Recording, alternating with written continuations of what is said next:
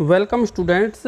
आज की इस इकोलॉजी क्लास में हम बात करेंगे एनाटॉमिकल एडेप्टेशंस इन जीरोफाइट्स अर्थात मरुद्भिदों में आंतरिक संरचना के अनुकूलों की।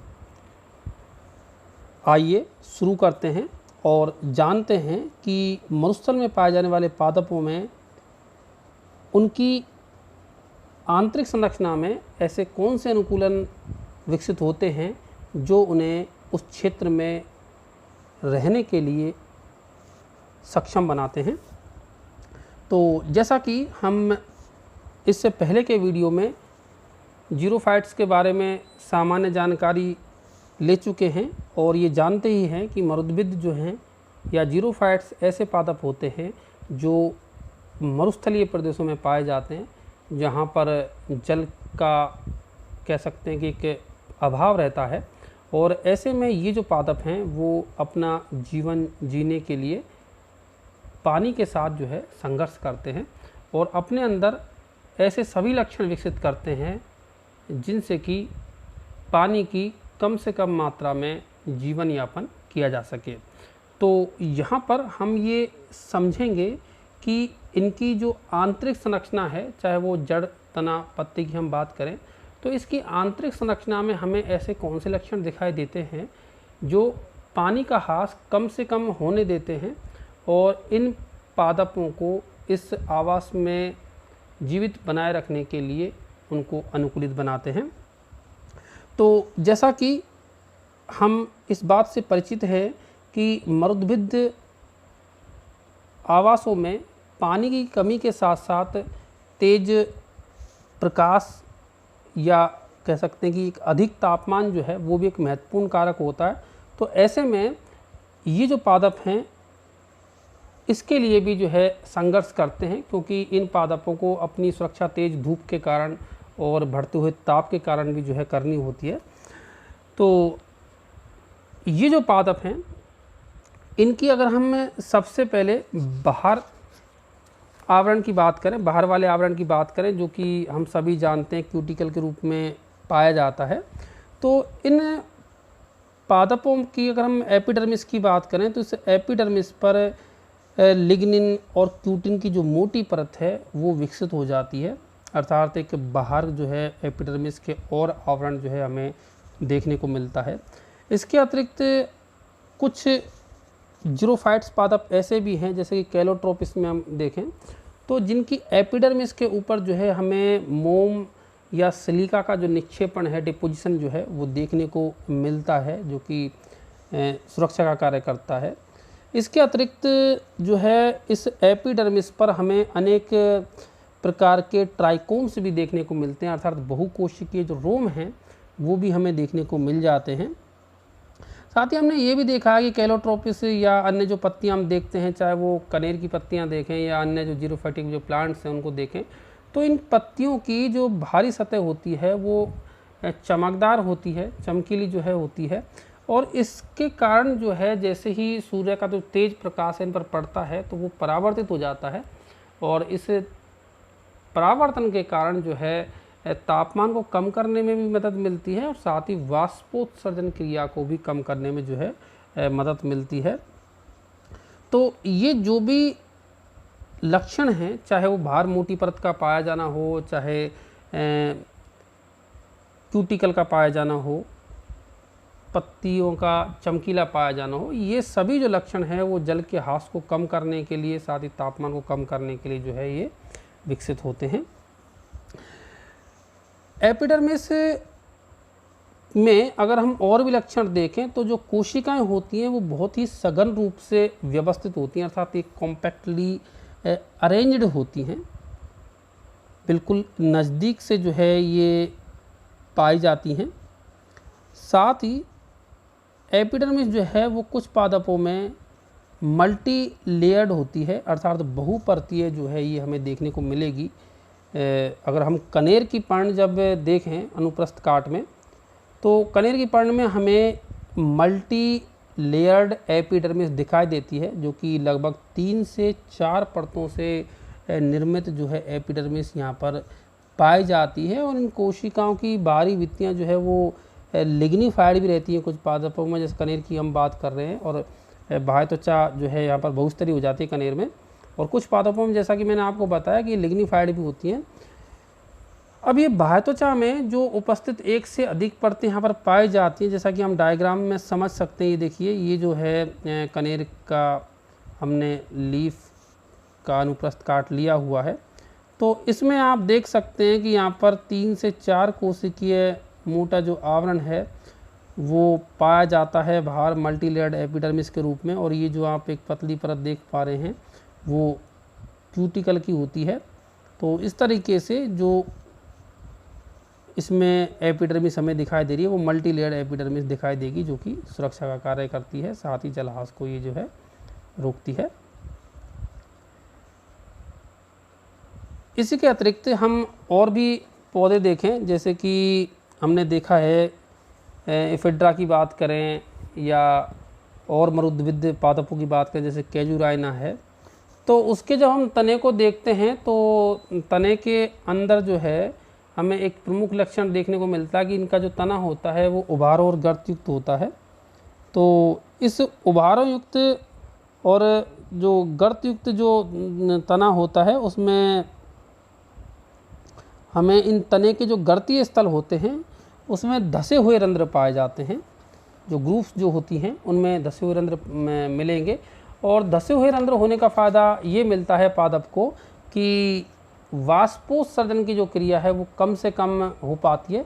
इसी प्रकार हम अगर कनेर की पत्तियों में भी देखें तो कनेर की पत्तियों के अंदर जो रंध्र मिलते हैं वो निचली बाह्य त्वचा पर मिलेंगे, जो कि एक विशेष गुहा में पाए जाते हैं, जिसको हम सबस्टोमेटल कैविटी कहते हैं या अधोरंध्रीय गुहिका कहते हैं, जिससे कि वाष्पोत्सर्जन की क्रिया कम से कम हो पाती है। और साथ ही ये जो सबस्टोमेटल कैविटी होती है या इन जो तने के अंदर जो गुहिकाएँ होती हैं, इसमें भी क्या है कि रंध्रों के आसपास का जो क्षेत्र होता है उसमें बहुकोशिकीय रोम या ट्राइकोम्स भी जो है हमें देखने को मिल जाते हैं। और ये सभी अनुकूलन जो हैं इन पौधों में वाष्पोत्सर्जन की क्रिया को कम करने के लिए विकसित होते हैं। ये आप देखिए कि देखिए कनेर की जो है पत्ती, इस कनेर की पत्ती में ये जो संरचना हम देख पा रहे हैं इसको हम कहते हैं, ये जो है सब स्टोमेटल कैविटी है। स्टोमेटा जो है निचली सतह पर पाए जाते हैं। और यहाँ पर हम इन ट्राइकोम्स को अर्थात ये हेयर्स जो हैं वो यहाँ पर देख सकते हैं किस तरीके से। देखिए कितना जो है ये गहरे धसे हुए यहाँ पर रंध्र जो है हमें दिखाई दे रहे हैं स्टोमेटा। ये देखिए ये जो है आप देख पा रहे हैं ये स्टोमेटा है जो, और ये जो पूरी कैविटी है इसको हम सब स्टोमेटल कैविटी कहते हैं। और इस सब स्टोमेटल कैविटी में आप देखिए इस तरीके से ट्राइकोम्स या हेयर्स जो है हमें देखने को मिलेंगे, जो कि वाष्पोत्सर्जन कम करते हैं। इधर आप ये जो चित्र देख पा रहे हैं ये जो है वो कैजुराइना के स्टेम का टीएस का है, जिसमें कि आप देख पा रहे हैं कि यहाँ पर जो तना होता है वो तना उभारों और ये गर्त युक्त होता है। ये देखिए ये जो है ये उभार है और ये जो है गर्त है, और इस गर्त में जो है यहाँ पर ये रंध्र आपको जो है देखने को मिल जाएंगे। और यहाँ भी जो है ये बहुकोशिकीय रोम पाए जाते हैं और सुस्पष्ट जो है बाहर की एपिडर्मिस और उसके ऊपर क्यूटिकल पाई जाती है। इसके अलावा अगर हम देखें तो कुछ मरुद्भिद ग्रासेस जो है जैसे कि पोआ है और साथ ही समा है, तो इसकी जो लीव्स होती हैं इनकी जो अपर एपिडर्मिस होती है उसमें विशेष प्रकार की कोशिकाएं पाई जाती हैं जिनको हम मोटर या बुलिफॉर्म सेल्स कहते हैं। इन बुलिफॉर्म सेल्स या मोटर सेल्स जो है इनके कारण ये पत्तियां जो हैं वो लिपट करके गोलाकार या नलिकाकार हो जाती हैं, विशेषकर जब तेज़ धूप जब रहती है तो उस दौरान ये इस तरीके से गोल लिपट जाती हैं। और ये अनुकूलन जो है वो तेज़ धूप से इनकी सुरक्षा करता है और परों में जो उपस्थित रंध्र हैं उनसे वाष्पोत्सर्जन भी यहाँ पर नहीं हो पाता है। तो ये जो बुलिफॉर्म सेल्स हैं ये हमें देखने को मिल जाएंगी एक बीजपत्री जो पादप है, जैसा कि आपको बताया मरुद्भिद जो ग्रासेज हैं उनमें देखने को मिल जाएगा। साथ ही अगर हम बात करें हाइपोडर्मिस की, इन पादपों के जो भाग हैं उनमें अगर हम हाइपोडर्मिस देखें या तना हो जड़ है जो भी, तो इन पादपों के तने में जो हाइपोडर्मिस मिलती है वो दृढ़ता की कोशिकाओं या स्क्लेरेन्काइमा कोशिकाओं से निर्मित पाई जाती है और ये एक या बहुस्तरीय हाइपोडर्मिस हो सकती है, अर्थात सिंगल टू ये मल्टी लेयर जो हाइपोडर्मिस है वो हो सकती है। और ये हाइपोडर्मिस जो है, जैसा कि आपको बताया, स्क्लेरेन्काइमा कोशिकाओं से निर्मित होती है, जैसे कि हम कैलोट्रोपिस में देखते हैं, पाइनस में देखते हैं। तो ये जो स्क्लेरेन्काइमेटस सेल्स जो हैं, इन पौधों को एक तरीके से कहें कि मैकेनिकल सपोर्ट देने का काम करती हैं, यांत्रिक दृढ़ता जो है देने का, प्रदान करने का कार्य करती हैं। इसके अतिरिक्त इसमें जो है टेनिन और रेजिन जैसे पदार्थ जो है वो भी हमें देखने को मिल जाते हैं, वो भी जो है यहाँ पर पाए जाते हैं। अगर हम ग्राउंड टिश्यू की बात करें तो इन पादपों के अंदर तने में हम देखें, चाहे हम जड़ के अंदर देखें, तो इन पादपों में जो कॉर्टेक्स होता है वो सुविकसित कॉर्टेक्स पाया जाता है और वलकुट के अंदर रेजिन और लेटेक्स वाहिकाएं भी हमें देखने को मिलती हैं। जैसे कि पाइनस की क्लास में हमने देखा था कि वहाँ पर जो है इस तरीके से रेजिन डक्ट्स और लेटेक्स वाहिकाएं पाई जाती हैं, साथ ही कैलोट्रोपिस में भी पाई जाती हैं। और इन पादपों के अंदर जैसे कैलोट्रोपिस की बात करें तो एक विशेष प्रकार का जो है दूध भी पाया जाता है, साथ ही कनेर में भी जो है इस तरह की चीज़ें हमको देखने को मिलती हैं। जो सक्लेंट्स प्लांट्स होते हैं, जो मांसल पादप होते हैं, उनमें विशेष प्रकार की देखें हम तो पतली भित्ति वाली कोशिकाएं जो है हमें दिखाई देती हैं। और ये जो कोशिकाएं होती हैं, मृदुता की जो कोशिकाएं रहती हैं, वो वाटर स्टोरेज का कार्य करती हैं, जल संचय का करने का कार्य करती हैं और जल का इनमें संचय रहता है। इस प्रकार के जो पादप जिनमें ये पाई जाती हैं और जल संचित रहता है, श्लेष्मा संचित रहता है, चूँकि ये जो पर्ण होती है वो काफ़ी एक तरीके से मृदु हो जाती है, नरम पर्ण हो जाती हैं, मोटी हो जाती हैं। तो ऐसे जो पादप हैं, इन मांसल मृदुविद पौधों को हम मेलकोफिलस प्लांट भी कहते हैं या मृदुपर्णी जो है पादप इनको कहा जाता है। जैसे कि एलो की बात करें, हम यूफोइया की बात करें, तो इनमें जो है म्यूसिलेज संचय का कार्य भी जो है इन कोशिकाओं में जल के साथ साथ किया जाता है। ये जोतक होते हैं पत्तियों में बाहरी, ऊपरी और निचली जो भातुचा होती है उसके आसपास पाए जाते हैं और इन कोशिकाओं का आकार भी जो है काफ़ी बड़ा होता है। जैसा कि आप इस चित्र में देख पा रहे हैं कि ये जो है ग्वारपाठा की जो पर्ण होती है एलोवेरा, उसकी पर्ण का अनुप्रस्थ काट है, जिसमें ये जो आप कोशिकाएं देख पा रहे हैं, ये जो सभी कोशिकाएं हैं, ये वाटर स्टोरिंग पेरेन्काइमा है, जो कि इस वाटर का स्टोरेज करता है, म्यूसिलेज का स्टोरेज करता है। ये देख सकते हैं आप, ये काफ़ी बड़ा क्षेत्र होता है, लगभग पूरी पर्ण के मध्य भाग में ये फैला रहता है, पैलिसेड के नीचे जो है क्षेत्र पाया जाता है। ये आप जो बीच में देख पा रहे हैं वस्कुलर बंडल क्षेत्र है।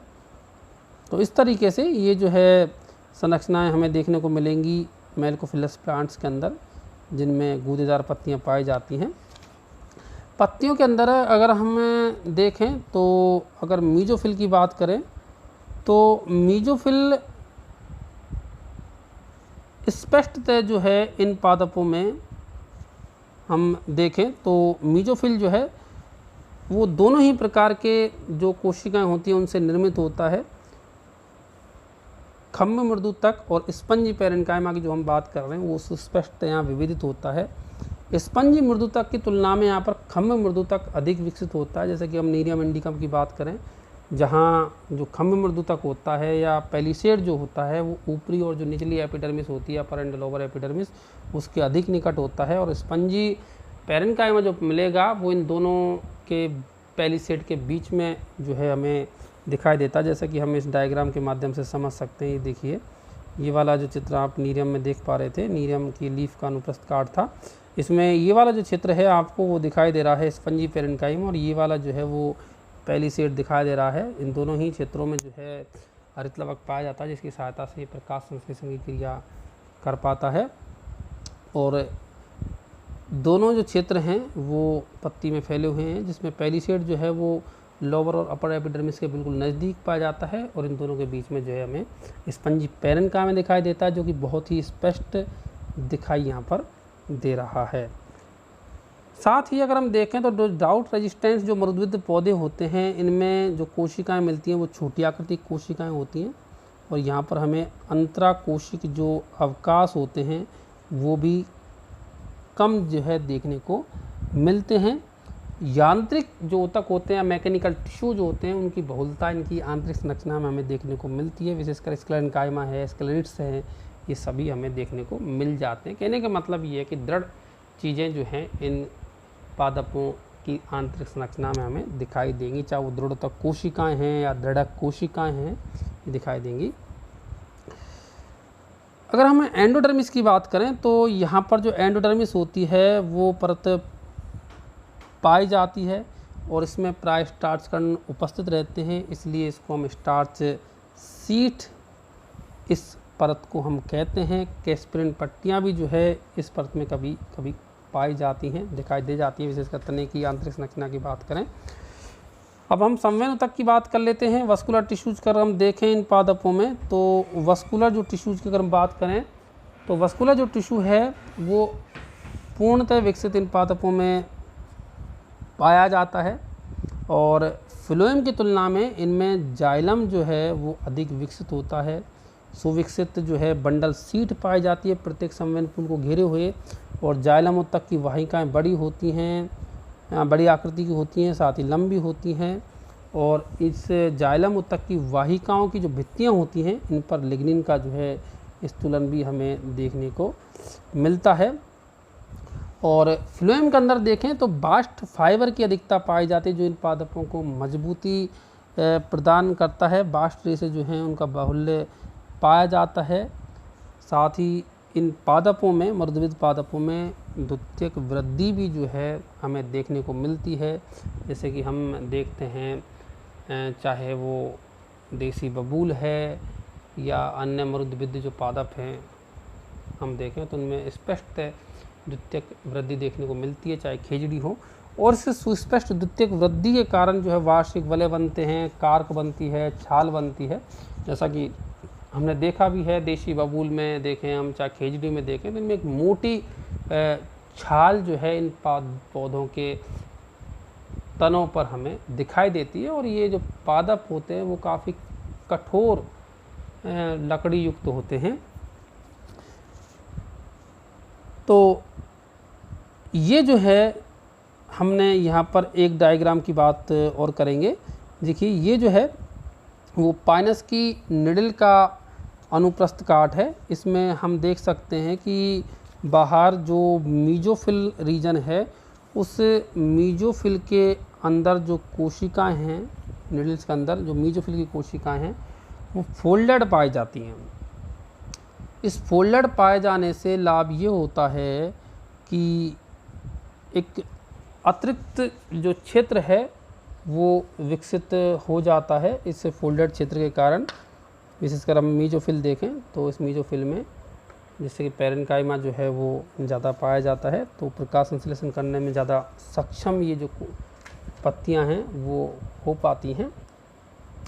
तो अगर हम इसे समग्र रूप से देखें तो जो एनाटॉमिकल जो करैक्टर्स हैं समग्र रूप से वो हमने यहाँ पर देखे कि स्पष्ट रूप से यहाँ पर बाह्य जो लेयर्स हैं वो पाई जाती हैं क्यूटिकल के रूप में, साथ ही एपिडर्मिस के रूप में। अंदर हमने देखा था कि जो है स्थूल कोणों तक पाया जाता है, विशेषकर तने में, पत्तियों के अंदर जो मीजोफिल होता है वो स्पष्ट तौर पर दो प्रकार के अर्थात पेलिसेड और स्पंजी पैरेन्काइमा में विविधित होता है, रंध्र धसे हुए पाए जाते हैं। संवहन ऊतक या वस्कुलर बंडल्स जो है पूर्ण विकसित पाया जाता है, पूर्णतः विविधित होता है, और पूल आच्छाद से जो है यहाँ पर ढका हुआ रहता है।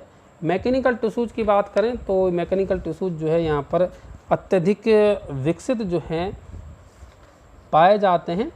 तो ये थे एक तरीके से समग्र रूप से एनाटॉमिकल एडेप्टेशंस जो कि इन पादपों में पाए जाते हैं।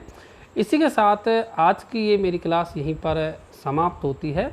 अगर आपको मेरा ये वीडियो पसंद आया हो तो इसे लाइक करें, अन्य स्टूडेंट्स को शेयर करें, साथ ही चैनल को सब्सक्राइब करना नहीं भूलें। Thank you.